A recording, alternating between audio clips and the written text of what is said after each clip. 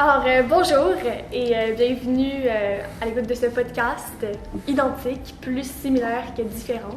Et aujourd'hui, nous recevons une personne qui vit une situation de handicap. J'étais au cégep, au collège de Rosemont, en fait, qui m'a permis d'être technicien en informatique, alors que dans le fond, quand j'ai commencé mes études dans une école spécialisée en première année, on m'avait dit tu pourras jamais écrire, tu pourras jamais faire de maths, tu pourras jamais compter. Oui. Beaucoup de femmes en situation de handicap sont victimes d'isolement. Mais puis là, nous, on s'est questionné quelles sont les ressources pour les femmes en situation de handicap, quels accès ont-elles aux maisons d'hébergement pour femmes victimes de violences. Les personnes victimes de discrimination, parce que dans le fond, c'est l'essentiel de notre combat, en fait, la lutte contre la discrimination basée sur le handicap.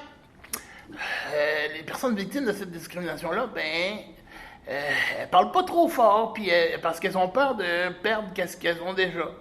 Le gros problème, c'est que les personnes en situation de handicap manquent de visibilité au niveau des médias, manquent de budget, manquent de connaissances, mais il faut focuser sur ça.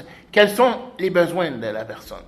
Puis ça, je le dis pour n'importe quelle personne issue de la diversité ou non-diversité. Parce que dès qu'on met au centre les besoins de la personne va se sentir plus incluse, puis elle va être plus apte à participer au développement social de son environnement, puis également du Québec, même du pays.